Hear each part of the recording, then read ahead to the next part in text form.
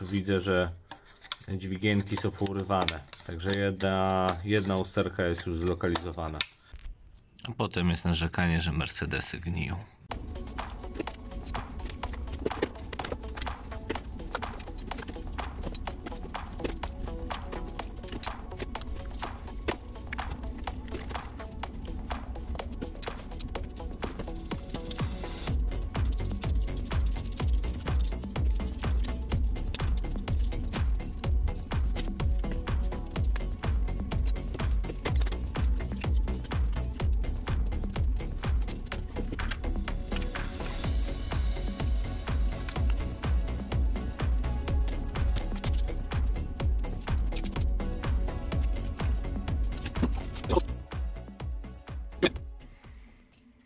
Ta dźwigienka luzem. Ta dźwigienka luzem. Tutaj jest chyba jakiś wałek, który miał kręcić i tu jest chyba też jakiś wałek, który miał kręcić. Widać, że to wszystko jest rozdupcone.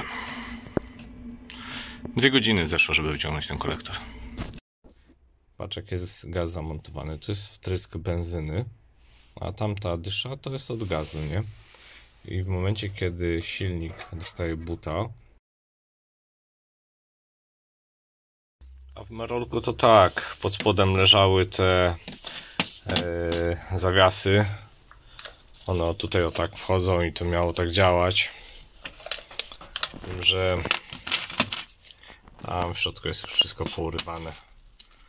I tak się zastanawiam, czy to na pewno kolektor jest winny, żeby nie było, że w tym silniku jeszcze są jakieś inne cholerstwa, które po prostu, nie wiem, przestawiony rozrząd, czy jakiś rozciągnięty.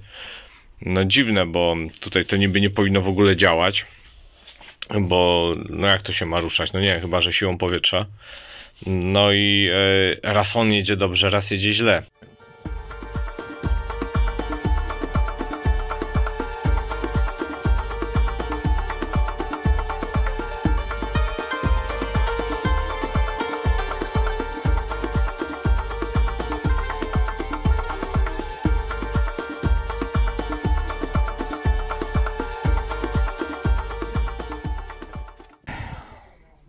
Popatrz, tu jest tak rozdupcone wszystko, że te klapki, one latają jak chcą.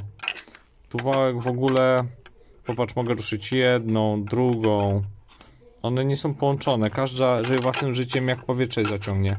I to samo z tej strony, o ta se dynda, a ruszając jedną powinny wszystkie tak samo się ruszać, bo to na wałku jest. Ale to jest damage katastrofalny. Popatrz, o tutaj nie zauważyłem tego wcześniej. Tu jest dziura na wylot w kaście, w odlewie aluminium. No bo coś tu widocznie tak obcierało, że wytarło tu dziurę, rozumiesz, w kolektorze, więc nawet jakbym go umiał zregenerować, to trzeba by go tu lepić.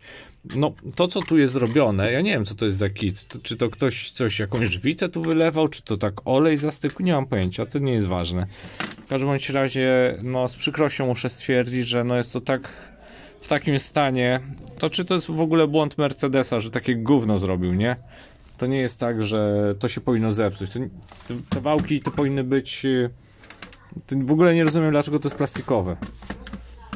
No, więc to tyle.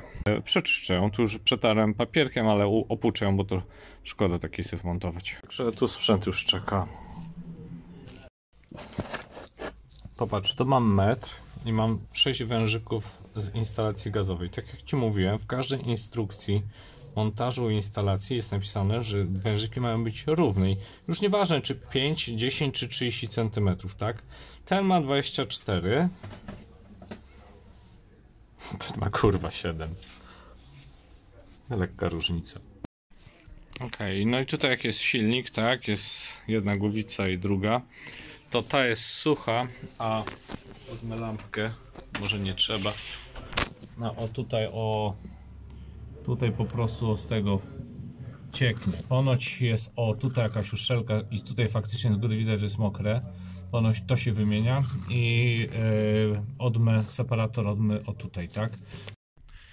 Tam jest ten jeden popularny wyciek w tych silnikach, z tego co się dowiedziałem. No i drugi jest tutaj uszczelka z filtra oleju, tak? I tutaj jak spojrzymy, Oto, tam to jest wszystko taki już gruby tłuszcz. I to jest jeszcze świeże, więc ciągle z tego cieknie. Wyostrzyjmy to. No, ciężko mi to wyostrzyć. W każdym razie to jest wszystko zakitowane i to leci tam w dół. I nawet widać tu na dole, że z tego podcieka. Więc no to nie jest droga uszczelka, no, tylko po prostu trzeba to jeszcze wymienić, tak? Także duże wycieki byłyby usunięte, reszta, no nie wiem, ponoć ten silnik jest sklejony, więc nie ma tutaj wielu miejsc do wycieków, także to co widzę to ponoć jest najpopularniejsze. To są świeczki z Merola. Ceramika w środku w zasadzie mówi wszystko, jeżeli chodzi o spalanie, tak? No każdy cylinder ma troszkę inaczej, z tego jest najbardziej ciemna, czyli dostaje najwięcej mieszanki lub najwięcej olejów tutaj idzie. Niemniej jednak wszystkie wyglądają na tyle dobrze, że kompresja powinna być, ale i tak trzeba to sprawdzić. Byłbym 2 godziny prędzej, ale chciałem tylko sobie jedną dziurkę wywiercić, żeby mieć światełko. No światełko mam, ale 2 godziny. No dobra, dajesz. Dobra. Pierwszy gar.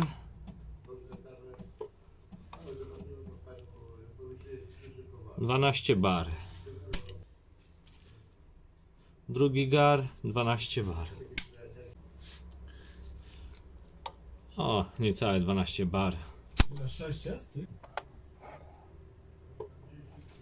Na tym cylindrze jest 10. Jest trochę mniej.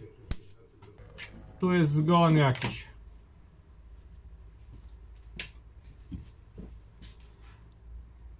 Tu jest 2 bary. Masakra. Zaraz wjedziemy tam jeszcze kamerką na... To jest denko tłoka.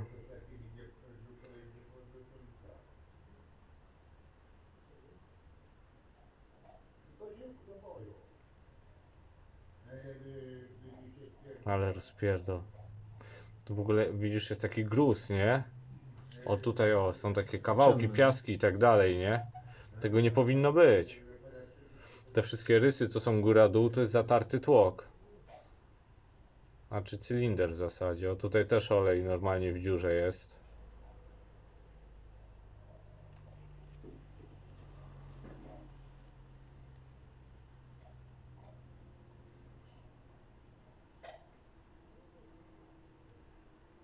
O tu jakie głębokie rysy są na całej ściance. Chcę wam pokazać kolektor od Mercedes-Benz, silnik M272, jest to popularna, dosyć mocna jednostka V6, także w odmianie V8. Najczęściej w Mercedes w latach 2005, może do 15 nawet w kolejnej wersji 2.7.3. Typowym problemem tych samochodów były klapy wirowe wewnątrz silnika i są 4. Pierwsza, druga, trzecia, czwarta. O ile w tej jednostce działają te boczne od wolnych obrotów, że się tak wyrażę, tak w przypadku tych klap od dużego obciążenia i małego, nie wiem jak to nazwać, wirowanego powietrza, tu jest wszystko powyrywane, klapy są popękane, to oczywiście powinien być jedna część, wszystko jest zarośnięte pyłem olejowym z aluminium, ponieważ wypadły panewki, w ogóle tu nie ma w tych otworach tych panewek takich plastikowych, na których ten wałeczek się kręci z klapami. Jest tu widać też, że tu był wcześniej jakiś Polak, nasi tu byli, że tak się wyrażę, wszystko jest upaprane w silikonie. Wygląda to dramatycznie. Na zdrowie. Niestety więcej nie mogę na ten moment powiedzieć. Muszę to cokolwiek wyczyścić i pewnie jutro będę to składał. Chciałem wam po prostu pokazać, w jakim stanie, do jakiego stanu jesteśmy w stanie my, użytkownicy, celowo lub niecelowo doprowadzić samochód. To serduszko po prostu przestało bić. Podstawę do tych wirowych klap out, klapeczki out, zostaje pusty kolektor, będzie sobie zaciągał powietrze jak mu się podoba, a te małe od wolnych obrotów zostawiam i to jakoś potem pouszczelniam, żeby pracował tylko ten system. Mam nadzieję, że się tak da. Z tego co widziałem, to ludzie wyrzucają wszystko i działa, więc i tak będzie dobrze. Składam na pastę uszczelniającą Dirko. Miałem jeszcze do wyboru uszczelniacz silikon sanitarny, no ale weźmy to. Pasty dziś go starczyło. Teraz ten rowek wejdzie w kanał, który jest zaklejony silikonem. Więc z tej strony będzie już to szczelne. Robię dalej. Dziura zalepiona pastą. Korek wsadzony, żeby nie ciągnęło lewego powietrza. Drugi korek włożony tutaj. Dźwigienka nie założona, żeby nie szarpało korkiem, żeby... No bo to ma nie działać już w tym momencie, tak? Te też są uszczelnione, ponieważ tutaj są ringi zepsute i też na wymiar nie będę kupował tylko po to, żeby to działało, więc jest uszczelnione. Ta dźwigienka pracuje ładnie. O, to ładnie sobie pracuje. Tu jest zaślepiony, ponieważ ta brzuszka i tak ma nie działać. I w zasadzie tyle. Dookoła uszczelniony masą. Uszczelki wyczyszczone. Powierzchnie wyczyszczone, także powolutku do składania. Popatrz, tutaj jest dany lakier. Jakiś taki epoksyd czy coś, a tu palcem od drugiej strony zacznę ruszać.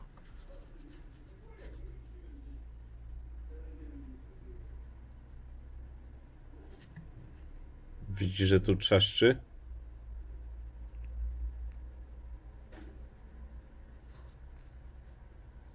Ja tym ruszam. To jest kolejna nieszczelność w tym kolektorze. Ostatnie śrubki, żeby złożyć samochód. Uzbrojony kolektor gotowy do montażu.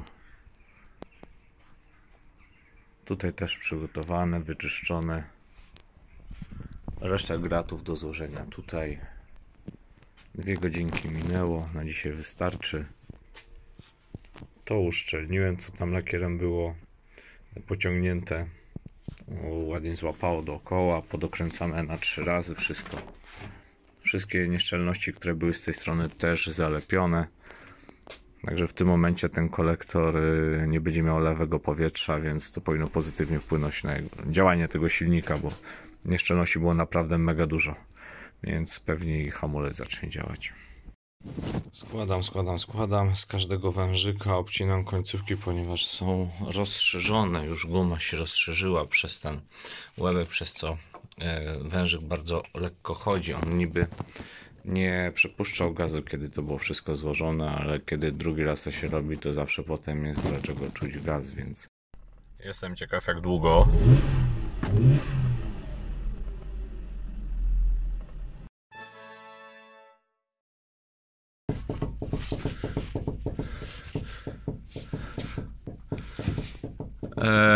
Okej. Maksymalnie jabłko. A tak delikatniej. To jest dobre, gumy są dobre.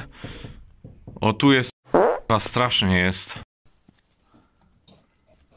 No, tutaj jest ten dramat właśnie. Ale auto podnoszę za próg, także próg jest zdrowy. Po prostu tu z podłogą się wszystko. No, tam są dziury na wylot, no widzisz, no. O, tutaj to no, nie ma co zbierać, nie? O, tutaj. O, to. No i to idzie tam w stronę. No to jest ten przód, tak, taka podłużnica jakby. No i to idzie tam do góry. Mówili wymień żarówkę, tylko jedna śrubka jest. Jedna śrubka jest, ale świeci. Z tej strony nastąpiła modyfikacja na nierozłączne połączenie, ale w gruncie świeci. A z tej strony jest urwany kabel. I zaraz go połączę. Gdyby ktoś miał z Was pomysł na zakup BRC, to tak tylko informacyjnie. Tam jest sterownik, tu mamy połączeniową wtyczkę, kabelek leci do interfejsu z BM-ki. Dlaczego z BM-ki? No bo taki po prostu mam, nie kupuję fabrycznego kabelka, podpinam się pod odpowiednie po prostu piny i mam dostęp do sterownika, tak? Mam. Komunikacja jest ok.